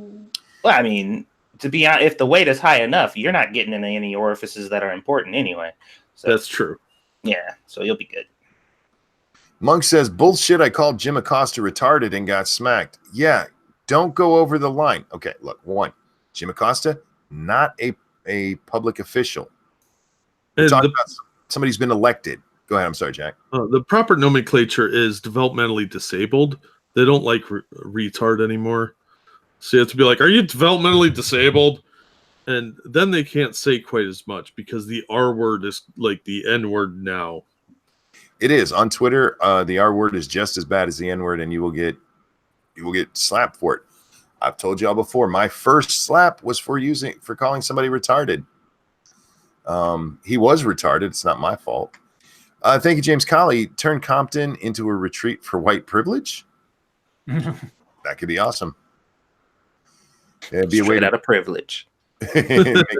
make money and clean that town up. Where are we? Everything jumped, so I'm trying to get back. Okay, here we are. That's the same question about a theme park. Did you ever see the tweet by Krasenstein that he apparently deleted but Undoom saved on his Twitter? Apologies if already covered earlier. What tweet? You got guys, please be more specific. We don't know. Yeah, give me something like what was the tweet about? Yeah, in relation to this or just something contextually useful. My answer is Well, the Krasensteins are pretty stupid, so it was probably pretty dumb. Are we sure Alyssa Milano didn't steal her sex strike from AOC's idea of no one having kids to be eco-friendly? I don't know where the bitch came up with it. I do know that she's apparently writing an op-ed to explain it. She put that out on Twitter about 2 hours after my video went live. That she's gonna explain it, y'all. If you feed a Venus flytrap too many flies, will it become obese? I don't know. That's actually an interesting question. Try it, Sheila. Let me know what happens. Lords of Night, what are your thoughts on the bullshit on YouTube yesterday that the minute Anime Renee posted a video, it got blocked on copyright grounds by Viacom before anyone could see it? Well, the thing I'm assuming she was doing a video from Now This. Gotcha. And if she was just putting up a big image and just reproducing footage from it without any commentary or anything to alter it slightly, the algorithm will catch you even after you've just uploaded the thing and before you post it. So I had this happen to me before when I tried to use a clip from Saturday Night Live on something, and it was just like a short little clip, but it was basically taken down the second I uploaded it. So yeah. Did she use? Well, hang on, Terry Diamandis, thank you. Do you still get banned if you mean slow down when you call them retarded? Slow down? No. You can't use the R word at all unless you can call an idea retarded. You can't call somebody retarded. Mm-hmm. Period. If she was doing a Now This video, a lot of those are, there's no talking. It's just music, and music will get you struck every fucking time. That is also true. Yeah, that is also true. Especially if it's coming from Viacom. Mm-hmm. So what do I think? I think she should challenge it. Chances are, if it is over the music, she'll lose it anyway. As long as she didn't get an official strike, no big deal. Fix it and re-upload it. Satsu or Monkey, did Satsu check his Streamlabs for a donation from Mischiefly Animated? I will. Hold up. When was it sent? Today? I guess. I have no idea. Yeah, they don't. They tell us nothing. We have to guess. How many licks does it take to get to the center of a Tootsie Pop? That would be 3. We learned that in a commercial with the owl way back in the early 80s. Mr. Owl. Tomorrow will be a year since I started watching you guys every Saturday. How should I celebrate? With massive donations tonight. And watching the other days of the week, maybe? I mean, we do this other nights. Lords of the Night, it was a video of sexy females with bird heads. No. Yeah, okay. I think not reflexively up my alley, I'll just say. I would have remembered that. Literally nobody, quote, ever try just not having sex. Actually, there are people who say that.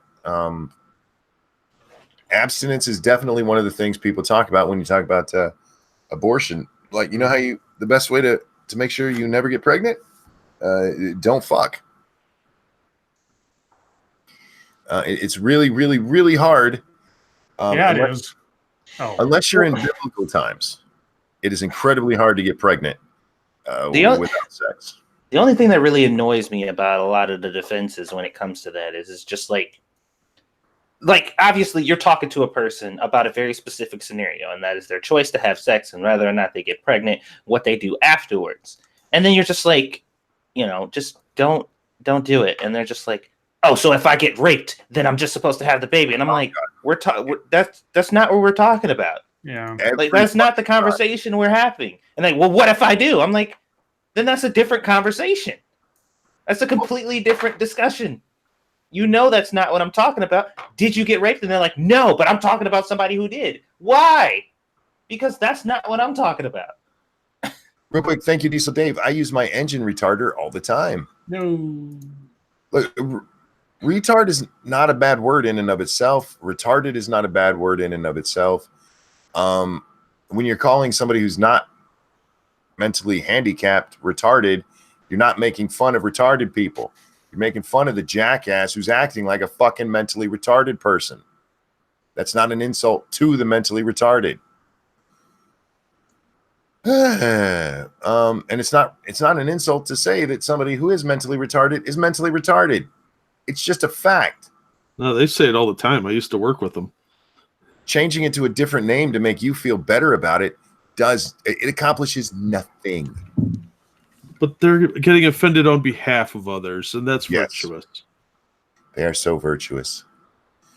Where was this? Have you seen the IBM diversity commercial they put on Twitter? I've not seen that yet. Somebody, I have. Even when you mentioned that to me earlier, I still haven't seen it. Scribe, you've seen it? I saw. I mean, you were just talking about the ad. It wasn't a video. There's a series of them, and the one I can't quote it exactly, but it was something to the effect of, "This is engineer some lady, and she says she promises to hire whoever is the most qualified for the job, even if they are different from me." And I'm like, why do you have to put that caveat at the end in the first place? Yeah, it should just be whoever's best for the job. Yeah, I mean, if you just say, "I will hire the most qualified person for the job," full stop.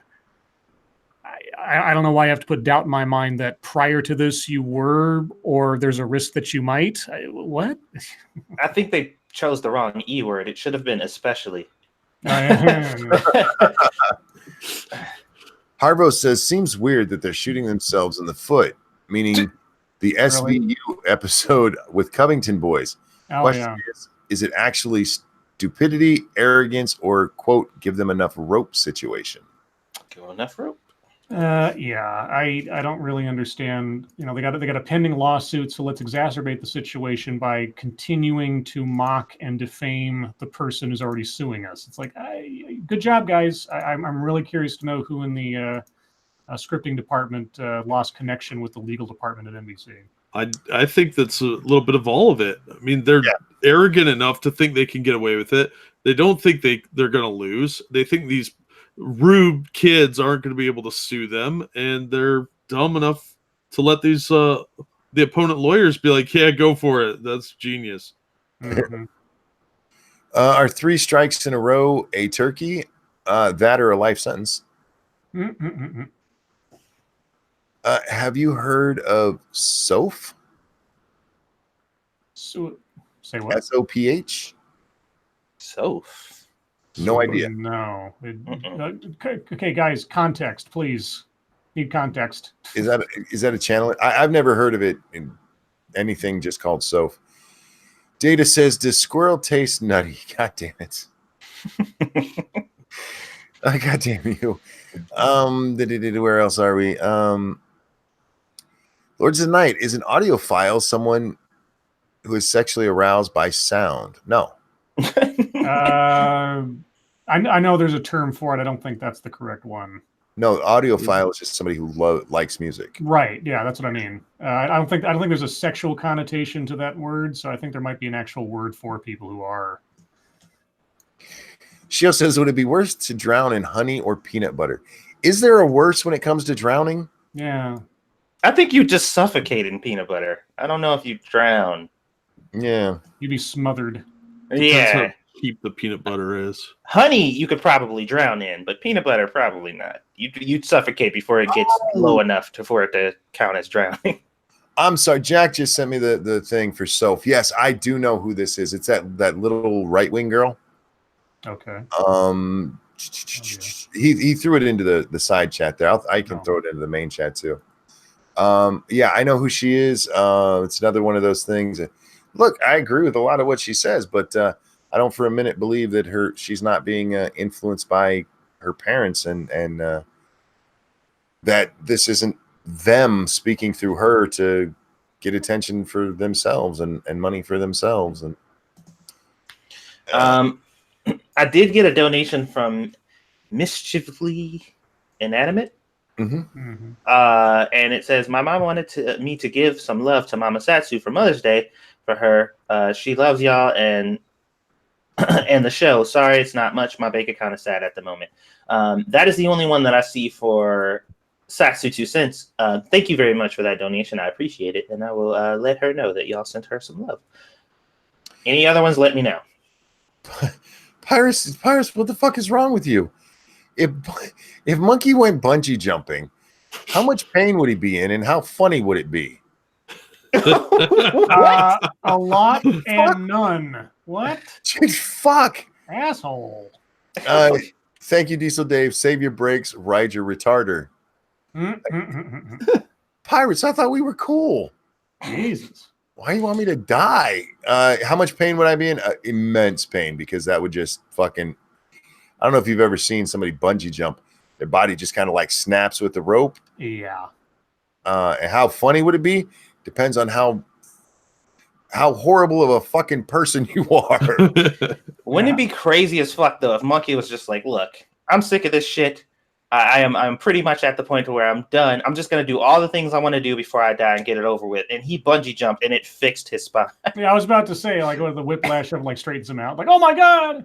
And you're just like, I'm good, and then you smash into a boulder. Yeah. The pain is good. At the end of Infinity War, how did the Snap handle pregnant babies? Oh, babies inside mothers. Yeah, not pregnant babies. That's whole different. That would be weird. Well, I guess it depends on when the Infinity Gauntlet defines as when life begins. Right. How long were those babies in there? Oh shit. Wait, dude, do you know how funny that would be if somebody snapped and then like some chick just burped up dust and they're like, I told you it was a life. Told you. I told you that was like, yeah, no shit. I get your question, but pregnant babies, you fucked me up with that one. Let's see. Jesus Christ. So Thanos works for Planned Parenthood? Apparently. So, what do you think of the fat chick on Sports Illustrated? I didn't see that one. I saw the Muslim chick in her bikini. Right, I saw that. I know, didn't Tess Holiday, wasn't she like inside last year or something like that? I don't know. Look, if you want to put fat bitches in bikinis in Sports Illustrated, great. I don't buy that shit. Look, I'm old enough to buy real porn. Or to just get it free online. If they want to put fatties in there, good for them. There were pregnant babies in Infinity War. Yeah, right. spoilers. Oh god. They're called feminists, you guys. Oh. I called Don Lemon a faggot on Twitter and didn't get smacked. That was before I knew he was actually gay too. Well, I think in Virtue Land that makes it a little bit better. But it also depends on who sees it. Look, guys, most of that stuff is not caught by Twitter's algorithms and shit. It's mostly caught by somebody reporting you for what you said. 2 new characters each you want to see in the MCU phase. Fuck, I don't know. Moon Knight and Blade. Oh, Moon Knight's a good one. Darkhawk and Machine Man. Machine? Wait, like Earth X Machine Man? No, X-51. Yeah, that's what I mean. Earth X. Yeah, okay. Oh, I know. Spider-Man. Oh. Spider-Man would be great. Thank you, Cryptic. Who wants me in a bikini? 100% blindingly awful. How do you know? Have you seen yourself in a bikini? Don't answer that. Do y'all see that one thing by that one? God damn it, Faithless being a jackass. Faithless, that movie with that car that did that thing. That one thing. Chitty Chitty Bang Bang. Oh. Does Black Twitter know that retard is the new N-word? Actually, that gets said now and then on there. So it's going around. I don't know if specifically. We'll check in with our Black correspondent. Satsu, are you there? Well, Black Twitter better not let Black Facebook know, because that's going to be a war I do not want to win. Thank you, Satsu. I don't fucking know.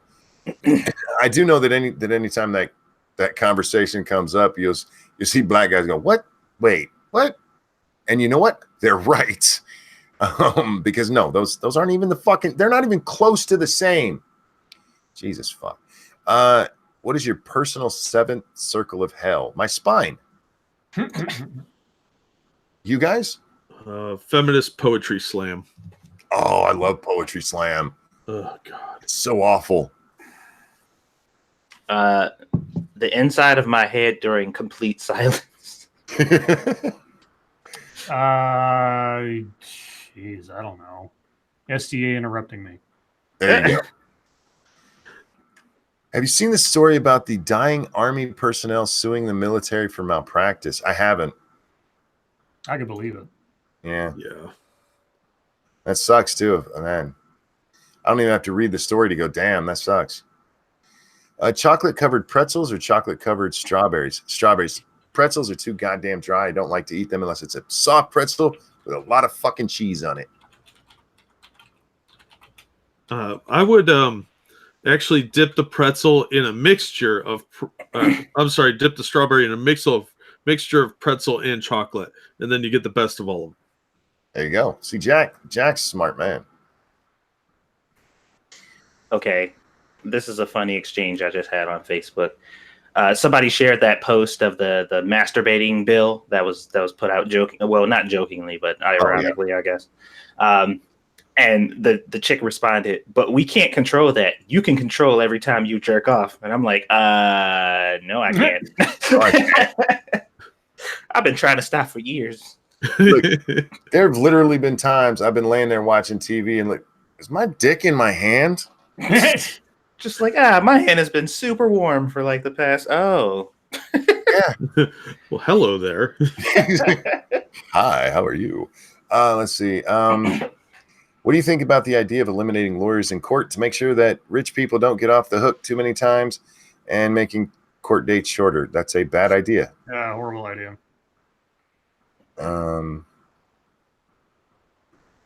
You deserve representation. Let's see, where are we at here? God bless, you guys are so... I love when you guys are this engaged, man. Is it weird that in super chats I've had to censor nudes but not golden shower bukkake gangbang? No. Yeah, that is... Well, it's a little weird. I mean, yeah, well... Can you put nude golden shower bukkake gangbang? Probably not. Try capitalizing the first letter of each. Do you think Sex Strike was stolen from the movie Idiocracy? I haven't seen it. Anybody who's seen it? I don't think it's in. I haven't seen Idiocracy in years, but it's a great movie though. Yeah, I haven't seen it in too long, so I can't answer that either. Well, I should say it's an entertaining movie. I won't say it's a great movie, but yeah. Jesus, it jumped, and now I have no idea where I am. What else? Okay, so look, we're getting close to the end, so I'll just stay near the end here. You guys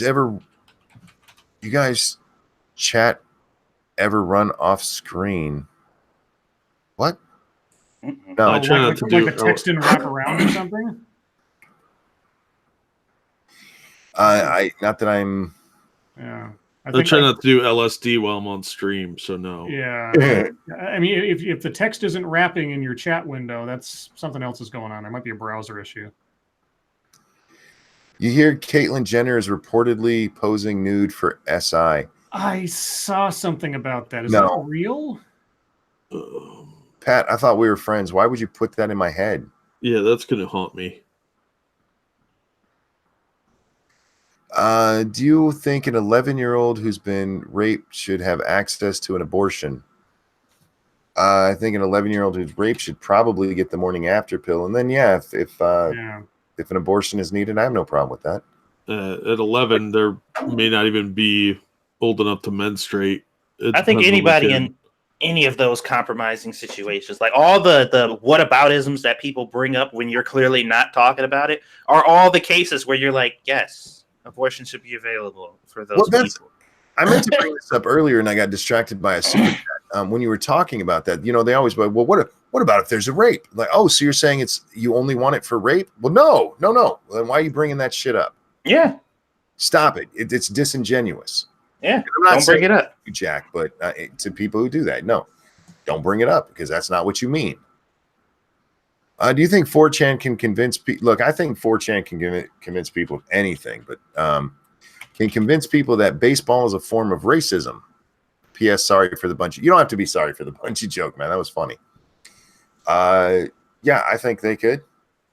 You know, the funniest defense I think I've had for people actually taking 4chan stuff seriously? What's that? The funniest defense I've heard is, that's what they want you to think. Oh, dear God. And I'm just like... Are you kidding? Are you kidding? Well, Matt Christensen made the joke today that regarding 4chan and how everybody's falling for it. He says, if 4chan really want to do something, they should try to make baseball out to be racist. Oh, well, there you go. And then you would see what have to happen. Would they then be forced to cancel all baseball forever if 4chan said it was? Yeah, I think they should put the pussy hats on Nazis on Photoshop and start that trend. Oh God, Hitler in a pussy hat would be awesome. Yeah, like some SS soldiers with the little SS death skull sitting on right in the center of the pussy hat, or a swastika right there. That'd be outstanding. Yeah, there should be a constant effort, like a group dedicated to taking everything that they enjoy and just pairing it with things that they don't. All right, and with that, it's the end of the show, guys. Thank you so much for coming, hanging out with us, for the donations. You guys have been so generous. I cannot thank you enough. We're going to be over on 2 Cents Plus playing 7 Days to Die just after this. Tomorrow at noon Pacific, 3 Eastern, Scribe will be doing a Familiar with the Matter with Irate Bear. Mm-hmm. And tomorrow's Mother's Day. So happy Mother's Day to all of you mothers out there. Okay. Jack, thank you so much for joining us. Scribbles, Satsu, a pleasure as always. Everybody, your lives make us sad, and we'll see you next time. Bye. Bye. Bye.